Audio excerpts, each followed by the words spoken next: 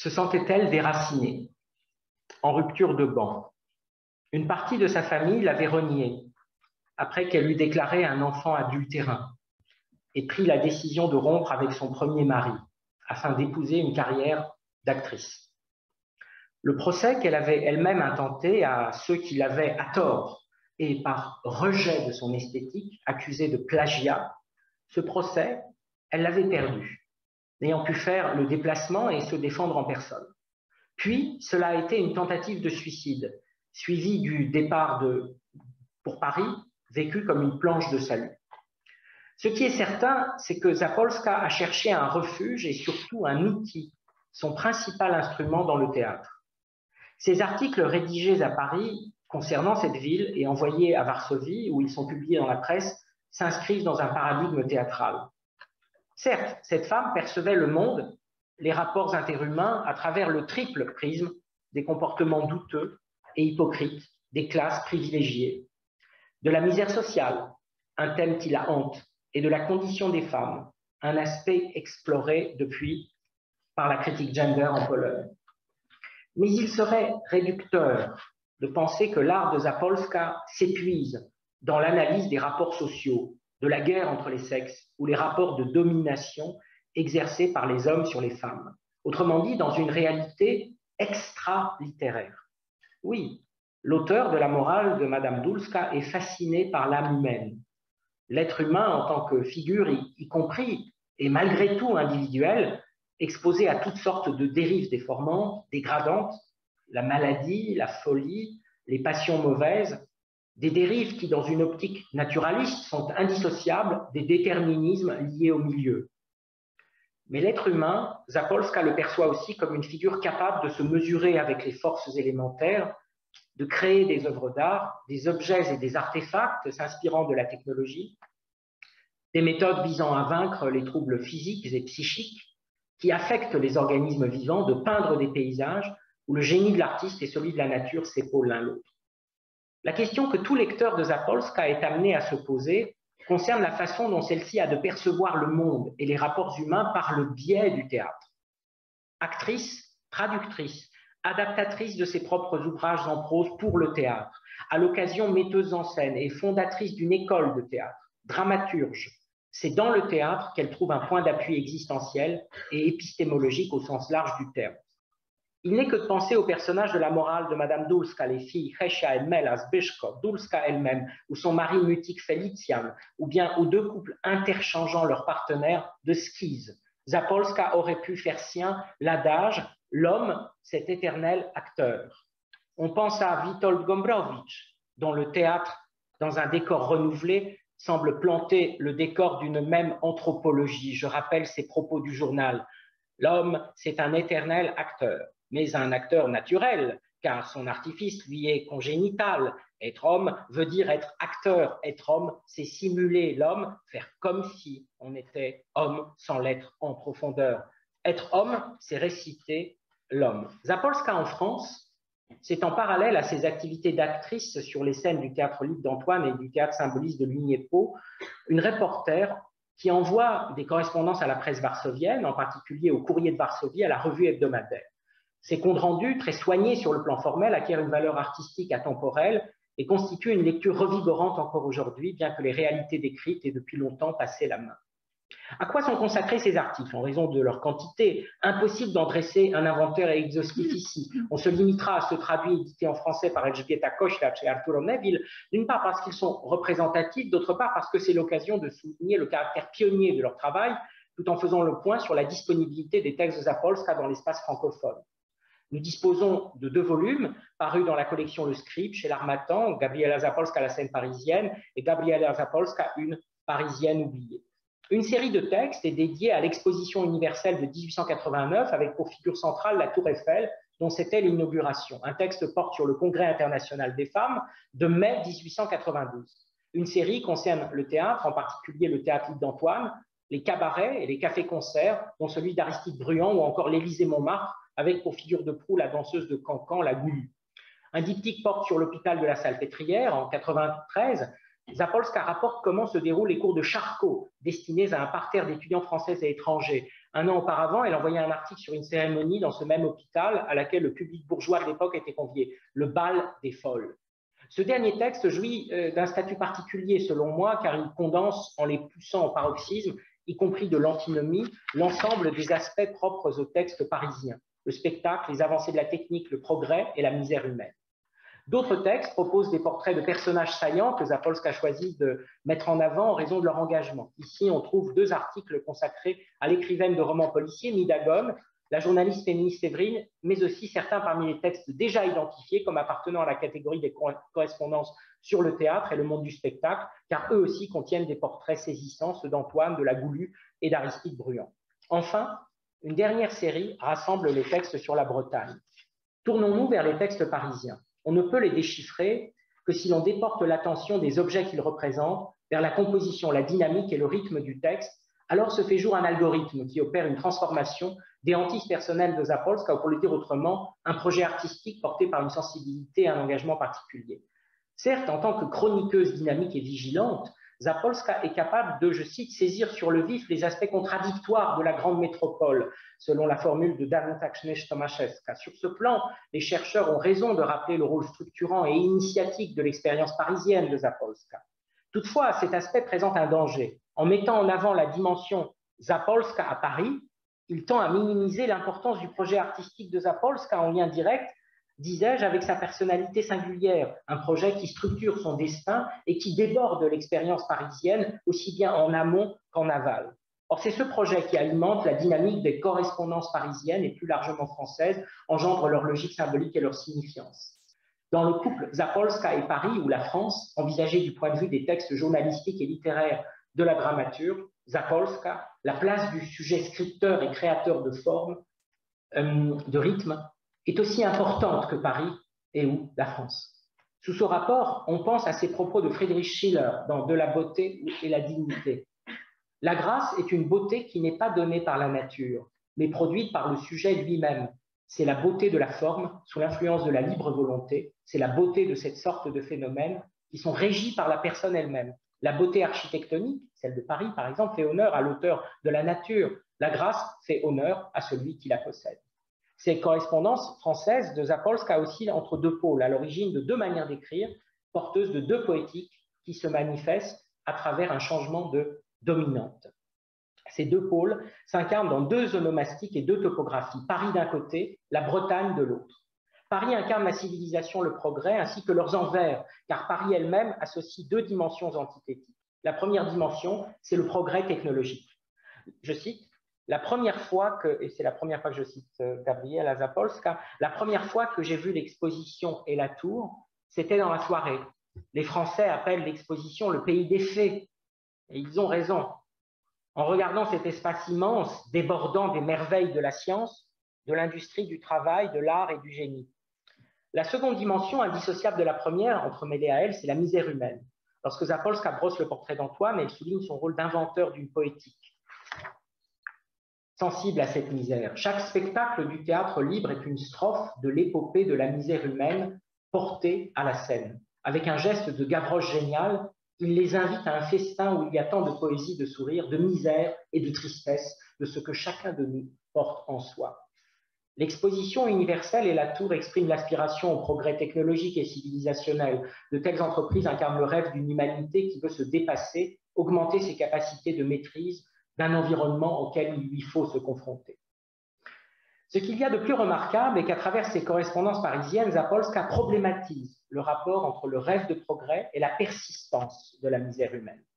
Ainsi, à travers la figure de Charcot, elle rencontre des avancées de la médecine dans la lutte contre les maladies dégénératives, psychomotrices, mais alors que le sujet de la leçon est tabès ataxie, maladie de Friedrich, maladie de Basedow et tout ce qui se rapporte aux maladies de la moelle épinière, lorsqu'il s'agit de remonter à la cause première de ces maladies, Zapolska délaisse le terrain de la seule physiologie pour se tourner vers les conditions matérielles et morales de la vie. Dans le langage scientifique d'aujourd'hui, cet ennemi s'appelle l'atrophie spino-myélique, moelle de l'épine dorsale. Dans un langage plus compréhensible pour tout le monde, ajoute Zapolska, disons que cet ennemi, c'est la misère humaine. Il ne s'agit pas simplement d'une extrapolation. Ici, Zapolska ne fait que suivre la démarche de Charcot. qui fait remonter les maladies à des facteurs héréditaires. « Ton père buvait ?» demande Charcot. « Oui, et ma mère était épileptique », répond le petit soldat d'une voix étouffée. Et pour dire cette dépendance entre physiologie et transmission héréditaire, elle a recours à une métaphore saisissante et archétypale, celle de la robe de Déjanire.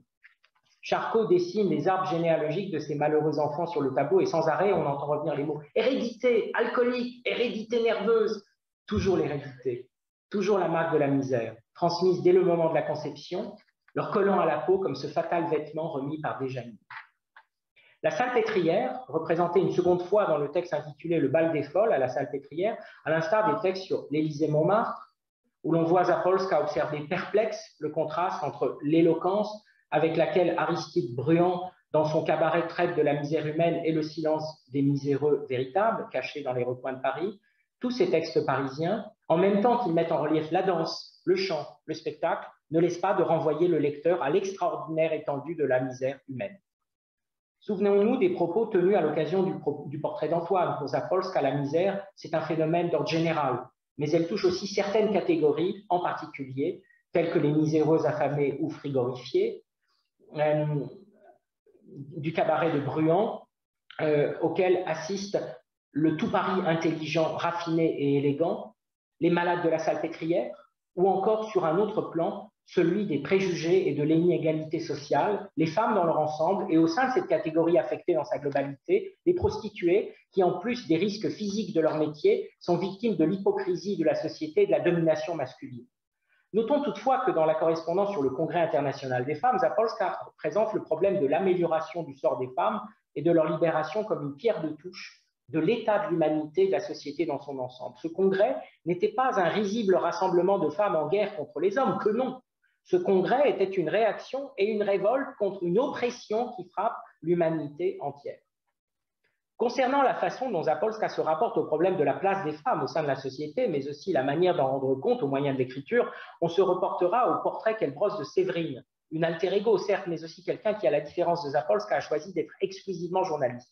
Elle parle comme elle écrit, ses chroniques, c'est elle-même, elle y prend parti pour ceux qui sont défavorisés, miséreux, abandonnés. Séverine s'est forgée une place indépendante et exceptionnelle, c'est une femme journaliste, au sens plein du mot. Elle n'écrit pas de nouvelles ni ne compose de romans, elle a choisi le pur journalisme. Elle fait des articles sur les questions de tous les jours, c'est la seule femme à écrire ainsi à Paris. Une telle insistance est révélatrice. Tout en se retrouvant dans les engagements de Séverine, Zapolska, elle, conçoit son activité sous l'angle de l'art, et en particulier du théâtre, ce dont les textes parisiens, qui ont pour dominante compositionnelle la théâtralité, se font l'écho. Le monde revêt l'aspect d'un spectacle chez Zapolska. Il se donne à voir et percevoir par tous les sens, s'organisant scène tableau où le lecteur, via la narratrice, se trouve placé en position de témoin-spectateur, ignorant au départ de la nature de ce qui se passe et qui accède au savoir au gré du déroulement in medias res des épisodes, comme cela se produit au théâtre. Dans ses correspondances parisiennes, Zapolska privilégie des scènes où des individus, des groupes interagissent. Il n'est évidemment pas à proprement parler question de mise en scène de sa part, car les tableaux se réalisent en dehors de sa volonté, mais le texte par lequel elle les rapporte, lui, fonctionne comme une mise en scène. De Zapolska, on pourrait dire qu'elle possède au plus haut point une attitude que Régis Boyer associe à Henrik Ibsen et qu'il nomme l'activité iconomotrice, laquelle consiste en la faculté de tirer un récit d'une image. Ces textes s'articulent autour de deux éléments clés, le mouvement et l'oralité. Dans les espaces où Zapolska se rend, le mouvement, soumis à une forme de protocole, n'est pas aléatoire. On l'a vu avec la salle de cours dans un hôpital psychiatrique, cette même Salpêtrière durant le bal des folles. Quant à la Tour Eiffel, elle ne fait pas exception à la règle dans la mesure où le ballet des visiteurs, d'abord pris dans des files d'attente, puis entraîné dans les ascenseurs, débarqué sur des plateformes, est lui aussi orchestré. Les marqueurs pour planter le décor qui précède le mouvement, tout en lui donnant l'impulsion, s'apparentent à des didascalies. Une fois lancé, le mouvement s'agence en épisodes. De même, Zapolska s'est ménagé des surprises, elle crée des péripéties, notamment lorsqu'elle décrit un personnage, sa posture ou ses gestes, rapporte ses paroles avant de décliner son identité. Lui, c'est Antoine. Ce vieil homme, c'est Charcot. Ou alors, elle charge quelqu'un d'autre de révéler cette identité. C'est Bruand, dit Aubert en me montrant celui qui chante. Elle suscite l'attente et fait monter la tension tout en jouant des effets d'ombre et de lumière, des effets sensoriels dans toute leur variété. Les espaces parisiens sont marqués par la séparation entre un public et une scène, une estrade ou une tribune. Elle concerne aussi bien les textes sur le théâtre et les cabarets que les autres. Fait étonnant, ce n'est pas nécessairement là où la correspondance se rapporte directement au théâtre que cette théâtralité narrative est la plus perceptible. Dans le texte sur les cours de Charcot, cette situation hors théâtre, pour ainsi dire, Zapolska introduit la comparaison avec la mise en scène. On pourrait croire qu'un habile metteur en scène a disposé des groupes de gens, des haillons de corps humains plutôt, qui, telle une armée innombrable, terrible et funeste, installés derrière les paravents, font leur apparition un rang après l'autre. Au sein de l'ensemble des textes parisiens, il en est un qui semble contenir avec le plus de force tous les éléments évoqués ici et qui les transcende de façon à susciter des émotions, des interrogations marquées au sceau de l'ambivalence. C'est le bal des folles. Ici, l'exubérance sensorielle va de pair avec l'ombre écrasante de la déchéance physique, mentale et morale, et celle de la mort. Ce texte pousse jusqu'au paroxysme la logique de l'antinomie. Ce fait, Zapolska l'exprime par la métaphore du tombeau qu'elle transforme en oxymore. Dans ce lieu où des âmes se meurent, le sommeil n'a pas sa place. La paix n'existe pas, la salpêtrière ne dort jamais. Ce tombeau vivant veille dans le mystère de la nuit. Alors, au pôle opposé à celui de Paris, la Bretagne, qui se manifeste dans les textes de Zapolska, 3 sont disponibles en français, à Huelgoa, Châteauneuf-du-Fou, Roscoff. C'est une région qui incarne la vie primordiale, archétypique et rituelle, dont le rapport au progrès et à la civilisation est empreint de scepticisme quand il n'est pas ouvertement hostile. Si les textes bretons de Zapolska témoignent eux aussi d'une sensibilité particulière au mouvement et l'oralité, ici la dominante théâtrale laisse place à une dominante picturale. Zapolska s'y emploie à saisir l'épaisseur des choses, le trop-plein de matière organique et vivante, à travers la mer et son horizon, mais aussi les mœurs des habitants. Ce qui est suggéré, c'est la transcendance de la nature. Zapolska exalte la Bretagne, mais on aurait tort de penser qu'elle l'idéalise, comme le prouve cette observation psychologique. Et pourtant, dans ces âmes, que l'on dirait tissées de mélancolie, combien y a-t-il de haine et de venin?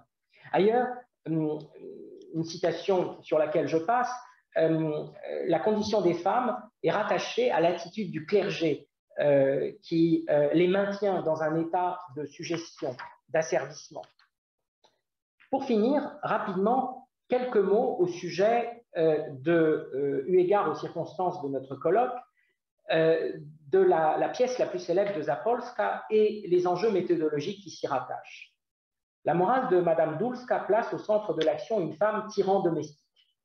Certes, Zapolska a inventé des personnages féminins qui sont des victimes, mais il est tout aussi fréquent qu'elles s'entendent à brouiller les cartes. Dulska, c'est aussi le revers de personnages tels que Charcot, Eiffel, Séverine ou l'auteur de 187 romans policiers Midagone qui tentent de surmonter les obstacles au développement des hommes. Ici, nous avons affaire à quelqu'un dont l'activité est consacrée exclusivement à l'asservissement des autres et qui soi-même reste prisonnier de ce rôle. On pourrait toutefois se demander si ce qui rapproche Dulska de ces autres personnages, eux positifs, n'est pas son caractère total, excessif. Dulska est propriétaire. Elle vit des sommes que lui versent ses locataires et impose à l'ensemble de la maisonnée, famille et locataires, un régime d'existence draconien fondé sur la maîtrise des dépenses, les moins onéreuses en ce qui concerne sa famille, les plus élevées possibles en revanche pour les locataires. Traditionnellement, cette pièce a été lue en Pologne comme dirigée contre la morale petite bourgeoise et ses principes hypocrites. En résumé, elle fait l'objet d'une lecture de classe et d'une lecture d'époque. Le terme dulszczyzna est vu devenu proverbial et il continue, ce qui est remarquable, de l'être. Depuis un quart de siècle, l'œuvre de Zapolska dans son ensemble est analysée par la critique de genre qui fait ressortir l'écriture de Zapolska comme fondée sur sa sensibilité à la différence des sexes, la corporalité et la sexualité, ainsi que, d'après ses critiques, la domination masculine et patriarcale. Quel que soit le courant critique considéré, il ne fait pas de doute que ce personnage incarne les puissances d'obscurcissement de l'âme, de l'exploitation capitaliste et de la répression. Dulska ne s'acharne pas tant contre les prétendues atteintes aux bonnes mœurs qu'à la moindre velléité d'une conduite un tant soit peu autonome, de sortir en dehors de l'espace domestique. Par son intransigeance, elle confère à cet espace une dimension totalitaire. Comme on peut s'en douter, la pièce raconte comment ce mécanisme bien huilé finit par se gripper, essentiellement en raison du personnage du fils Zbyszko. En apparence, il se révolte contre le régime maternel. Je n'ai pas encore dit que l'un des ressorts comiques de la pièce est le fait que le mari, Felician, obéit au doigt et à l'œil à son épouse et qu'il a fait le vœu de ne plus parler à voix haute. Zbyszko, quant à lui, s'il fait la bringue, se montre aussi en quête de liberté et de sens. Disposant d'une conscience morale et sociale, il voudrait que son existence reste ouverte au possible et ne se fiche pas dans une vie petite bourgeoise déterminée par le calcul égoïste et la réduction à tout prix des risques qui pourraient remettre en cause le statu quo. Cependant, si dans Dulska, les personnages féminins prévalent en effet, Zapolska dépasse les limites de l'analyse sociologique et de genre, et la critique féministe a bien du mal à justifier ce déséquilibre total entre un mari mutique et docile et cette femme tyrannique. Seul un troisième niveau de lecture, théâtral et métadiscursif, permet de saisir à quel point cette pièce constitue une réflexion sur la théâtralité de l'existence humaine. Lorsque Dulska fait marcher les autres à la baguette, ne procède-t-elle pas comme une metteuse en scène? Quant à la pièce, elle essaime des références explicites, bien que discrètes au théâtre. Ainsi, Dulska met-elle littéralement en scène la promenade supposée de son mari à travers la ville, qu'elle lui intime l'ordre de réaliser entre les 4 murs de l'appartement, tandis que le comptage des pas est censé mimer la promenade réelle à l'air libre. Fait révélateur, bien qu'il arrive à Dulska de se rendre elle-même au théâtre, sa philosophie, professée et mise en pratique, se fonde sur le rejet du regard étranger à l'espace familial et domestique, sur une vie en communauté restreinte, imperméable au regard des autres. On le voit bien dans la scène de la querelle avec la locataire, ayant tenté de se suicider après avoir appris que son mari l'a trompée avec la bonne. Ce qui horrifie Dulska, c'est le scandale et le faisceau de regards qu'il braque sur sa maison. À l'intérieur de la communauté qu'elle-même dirige, les individus n'ont droit à aucune autonomie. Ils sont censés marcher à la baguette et réaliser un scénario que le chef d'orchestre a écrit pour eux. Ici, aucun secret personnel n'est toléré. Dans ce cercle clos, chacun est censé tout révéler aux autres et vivre sous le regard des autres. Oui, le totalitarisme n'est pas si loin, et on pense au surveiller et punir de Michel Foucault, au panoptique de Bentham et à l'utopie d'une société qui se trouverait placée sous une surveillance totale, soumise au contrôle du moindre de ses gestes. Une société à qui on aurait administré une sécurisation parfaite, synonyme de transparence de chacun pour les autres. Que penser en effet de la prétention de tout voir, de la possibilité de scruter tout ce qui se passe dans la société, dans l'espace public, aux entrées des espaces privés, voire dans ces espaces privés eux-mêmes, s'interroge un chercheur contemporain. Ce type de questionnement que la pièce de 1906 appelle prouve une nouvelle fois son actualité et sa dimension universelle. À côté de Zbyszko, qui incarne le paradoxe d'une révolte condamnée à l'échec, car le personnage se s'est pris dans la toile d'araignée de son milieu, Kołtuństwo, Dulska, ce n'est pas simplement une représentante de la petite bourgeoisie ou une femme devenue méchante, odieuse d'avoir fait un mariage décevant. C'est une création de Zapolska, un monstre théâtral, né du théâtre et appartenant à celui-ci. Zapolska nous confronte à un processus d'amplification et réalise une caricature hyperbolique qui finit par se détacher de la réalité empirique. On notera également les personnages des deux filles, Hesha et Mela, dotés d'un fort potentiel scénique à travers lesquels s'expriment deux attitudes philosophiques face à l'existence, l'une naïve et sentimentale, l'autre réflexive et guidée par un cynisme pragmatique. À cet égard, Zapolska apparaît comme un précurseur du théâtre philosophique polonais du XXe siècle, et les analogies sont nombreuses avec des pièces telles qu'Yvonne, princesse de Bourgogne ou Tango de Mrożek. Pour conclure, disons que la traduction de Paul Cazin, réalisée en 1933, recueillie par Krzysztof Jerzewski et mise en forme et annotée par Elżbieta Koślacz, est longtemps restée à l'état de manuscrit. Et ce n'est qu'en 2011 que, attention, pas à Paris, mais à Varsovie, aux presses de l'université de cette ville, que paraît cette traduction française accompagnée d'un appareil critique. Cette pièce chef-d'œuvre du théâtre moderne européen n'a donc jamais été jouée sur les scènes en France, alors que son œuvre, l'œuvre de son auteur, autrice, mériterait de figurer, comme je le disais, au catalogue de la Pléiade. Comment promouvoir Zapolska en France? C'est aussi en cela que consiste la problématique du transfert culturel, directement, mais aussi par le biais peut-être d'anthologies. Indubitablement, il existe plusieurs sélections possibles, chacune témoignant d'une autre manière de situer et donc d'interpréter, de lire le théâtre de Gabriela Zapolska. On pense à une anthologie consacrée au théâtre polonais du XXe siècle, Zapolska, Witkac et Gombrowicz-Mrożek, on va imaginer cela, mais on peut aussi imaginer une autre configuration, plus internationale, plus européenne, Zapolska, Ibsen, Maeterlinck, par exemple, pour s'en tenir au théâtre, mais on peut aussi adopter une clé de lecture et de sélection féminine avec une anthologie qui rassemblerait Gabriela Zapolska, Colette et Virginia Woolf, par exemple.